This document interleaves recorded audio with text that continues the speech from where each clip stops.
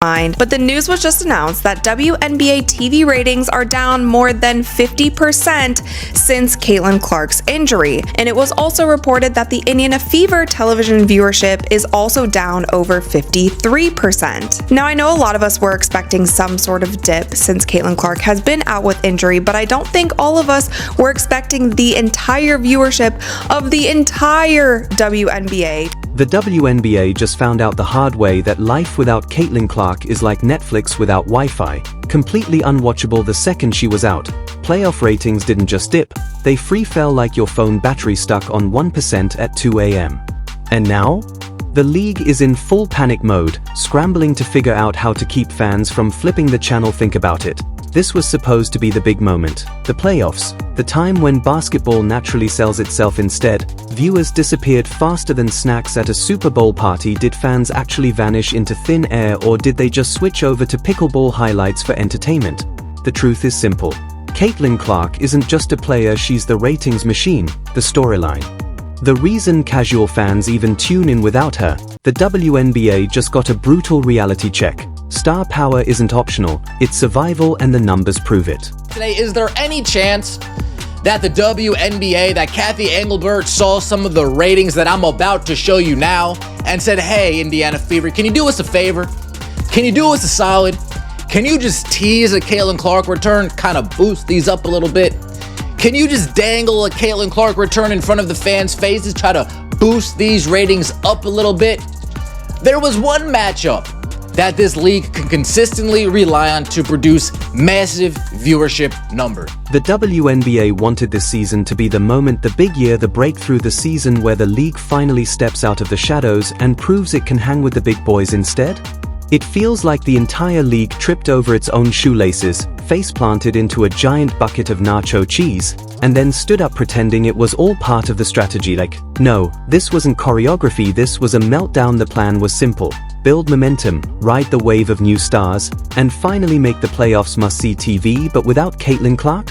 The ratings didn't just stumble, they flatlined. The supposed big moment turned into background noise, the kind you put on mute while scrolling TikTok. A shocker! Imagine my surprise. Just imagine my surprise when Uncle Casey found out that the WNBA is struggling to maintain their ratings without Caitlin Clark. To make matters worse, and this is something I have definitely noticed in the last 3 or 4 weeks, especially since the All-Star game, the WNBA seems to be struggling to maintain interest. Let's just be honest here, this WNBA season has been a beautiful, catastrophic dumpster fire. If you tuned in for the basketball, you got a mashup of injuries, foul calls that looked like they were made by referees wearing legally broken glasses, and a commissioner who treats player health like it's an optional checkbox on a to-do list. And if you came for entertainment, you probably checked out the moment Caitlin Clark spent more time sitting than hooping, because apparently her ankles have been reclassified as community property. Defenders treat her like a human crash test dummy, and the league just shrugs like it's part of the game. Spoiler, it's not. Think about Caitlin Clark, the operative word that comes to my mind is gratitude. There's an incredible level of gratitude that should be accorded to this young lady with what she did for the sport. How was the attendance for Team USA in the Olympics? What would it have been like if Caitlin Clark was playing on that team? Remember the first game? Look at this right here.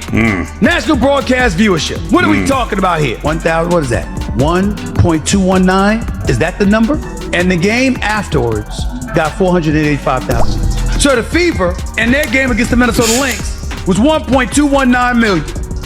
You know things are bad when the highlight of the season isn't a buzzer beater, it's fans placing bets on whether the league collapses before the playoffs even finish. Spoiler alert. It's still standing, but only thanks to the flimsiest piece of duct tape in sports history labeled, "Please don't notice how bad this is." WNBA's black superstars should thank their lucky stars for the record ratings Caitlin Clark is detonating, even if new fans are mostly white fans. It doesn't matter what color eyeballs are. But the other day, I must admit, it hit me like Katie Bell Henderson telling me that's enough. I told myself it's not racist for me to like Caitlin. And speaking of bad, let's talk officiating. These refs look like they were recruited straight out of a mall food court during peak lunch rush. One still chewing on a slice of Sparrow while deciding if it's a flagrant. Another looks like they showed up thinking they were hired to ref a roller derby. The consistency? Somewhere between a magic 8-ball and a fortune cookie. One night a full-on shove is play on. The next night someone sneezes too aggressively and gets ejected. If refs had their own stat line this season, it would read, turnovers, 0, bad calls, 100%. The WNBA has a problem, and that problem is Caitlin Clark not playing in WNBA games. Now, what all does this affect? The ratings are plummeting. Guys, there's ratings for a couple of these games that are eye-poppingly. Now, let's talk injuries. Because this WNBA season looks less like basketball and more like an orthopedic surgeon's Christmas miracle. Caitlin Clark?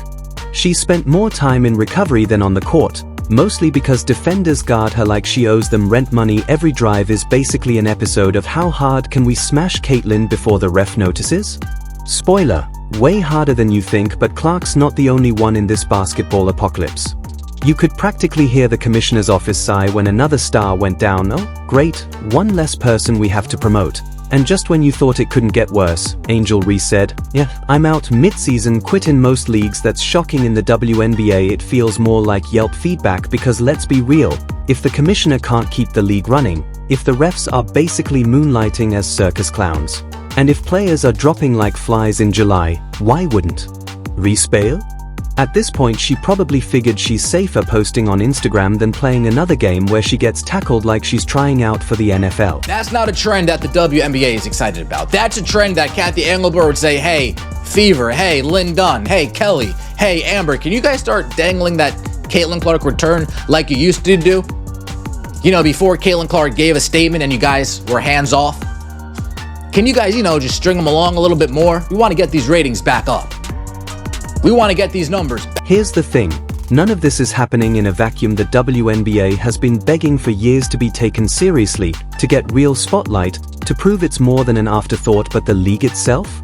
It's sabotaging its own case. The commissioner acts allergic to player protection, like enforcing rules or keeping stars healthy is some kind of radical concept. People did tune in. The pre-Clark injury days were golden. ESPN pretended to care, highlights made SportsCenter, and Twitter users suddenly acted like they knew what a pick and roll was. But the second Clark went down, ratings dropped faster than Angel Reese's interest in finishing the season. It's almost like the WNBA finally discovered what happens when your marketing plan is one player and your officiating plan is let her get punched in the face. Some fans might argue this is just a rough patch, that injuries and bad calls happen.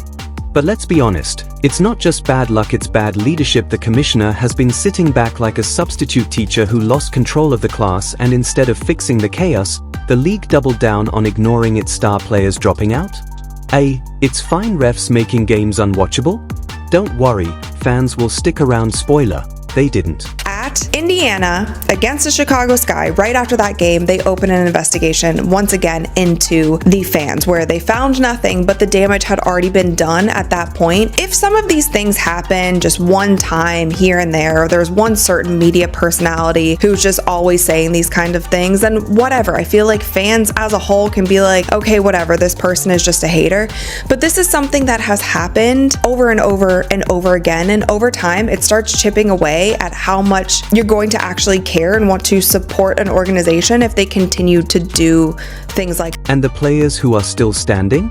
They're stuck in games that look less like basketball and more like a mashup of rugby and WWE. Half the time you're not sure if you're watching a playoff series or SummerSlam at this point. You're just waiting for someone to grab a steel chair. Meanwhile, the commissioner is still out there doing interviews about how the league is growing and building momentum. And I grow taller every time I wear high heels. Calling this season growth is like calling a house fire a new lighting design. It's not progress, it's delusion, because here's the truth. These women are giving everything. Their bodies, their energy, their passion, and what do they get in return? refs who blow whistles like they're at a toddler's birthday party, leadership that treats their health like an optional side quest, a league that markets them when it's convenient and abandons them the second things get tough. So here we are, the WNBA season limping to the finish line, ratings circling the drain, stars on the injured list, fans shaking their heads, wondering if the league can even survive another year like this. If this was supposed to be the season of growth, then congratulations, it grew into the biggest mess imaginable.